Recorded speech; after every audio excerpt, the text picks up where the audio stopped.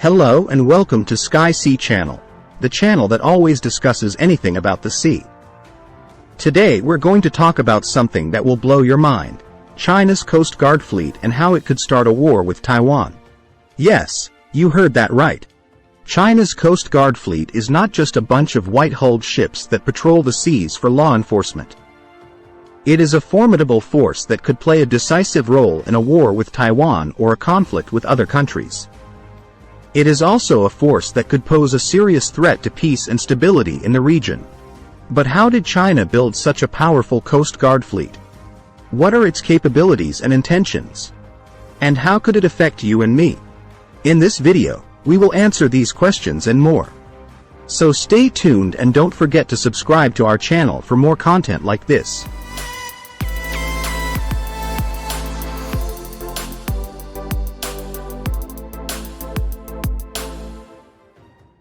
China has been building up its Coast Guard force in recent years, transforming it from a civilian agency to a paramilitary unit under the command of the Central Military Commission.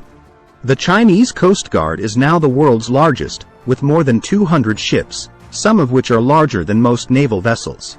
One of these ships is the CCG 3901, a 12,000-ton cutter that is bigger than a U.S. Navy cruiser or destroyer. It is armed with a 76mm rapid-fire gun, 2 auxiliary guns, and 2 anti-aircraft guns. It also has a helicopter deck and can carry up to 500 personnel. Some analysts have nicknamed this ship the Monster. But why does China need such a huge Coast Guard ship? Well, one possible reason is that it is designed for ramming. Yes, you heard that right.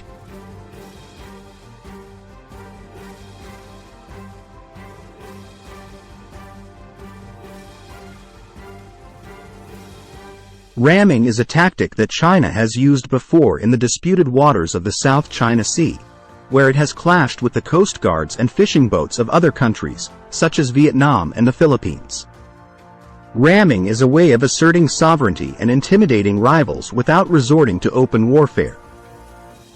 It can also cause serious damage and casualties to the target vessel, especially if it is smaller and weaker. Ramming can also be used to block or disrupt the passage of foreign ships through China's claimed waters. But China's Coast Guard fleet is not only meant for ramming. It is also part of China's plan to invade Taiwan, the self-ruled island that Beijing considers a breakaway province. China has been threatening to use force to reunify Taiwan with the mainland, and has been conducting frequent military exercises and incursions near the island.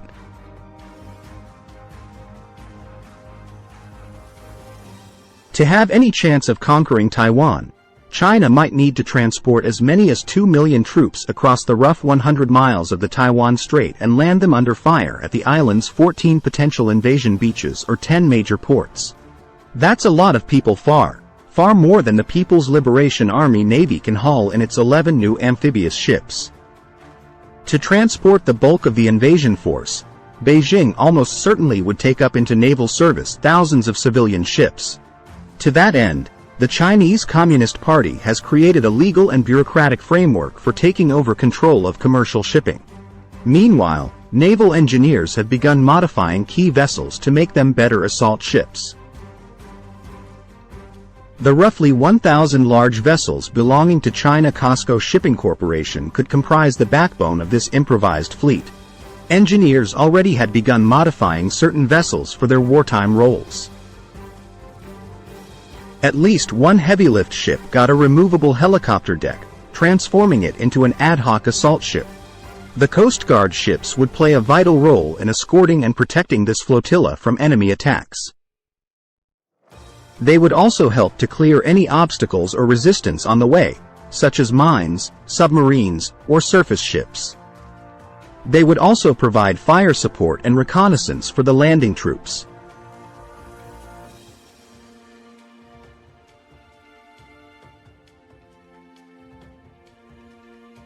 The Coast Guard ships would also be able to use their weapons against foreign vessels that are involved in illegal activities in China's claimed waters, according to a new law that was passed by China's legislature earlier this year. The law gives the Coast Guard authority to use force against intruders or violators of China's sovereignty and jurisdiction. This law could potentially apply to disputes in the South China Sea, where China claims almost all of the strategic waterway despite overlapping claims by other countries. It could also apply to disputes in the East China Sea, where China and Japan are locked in a standoff over a group of uninhabited islands known as Senkaku in Japan and Diaoyu in China. The law could also escalate tensions with Taiwan, which China does not recognize as a sovereign state and considers part of its territory. Taiwan has its own Coast Guard force that patrols its waters and defends its interests. If China's Coast Guard ships were to encounter Taiwan's Coast Guard ships or fishing boats near the island, they could use force against them under the new law. This could trigger a military response from Taiwan, which has vowed to defend itself from any Chinese aggression. It could also draw in other countries that have security ties with Taiwan, such as the United States, which has been selling arms and providing diplomatic support to Taipei. The U.S. Navy also operates in the region and conducts freedom of navigation operations to challenge China's excessive maritime claims. The U.S. Coast Guard has also deployed some of its cutters to the Western Pacific to bolster its allies and partners in the area. If China's Coast Guard ships were to harass or attack U.S. or allied vessels, they could face a powerful counterattack. So, as you can see, China's Coast Guard fleet is not just a bunch of white-hulled ships that patrol the seas for law enforcement. It is a formidable force that could play a decisive role in a war with Taiwan or a conflict with other countries. It is also a force that could pose a serious threat to peace and stability in the region. That's all for today's episode of Sky Sea Channel.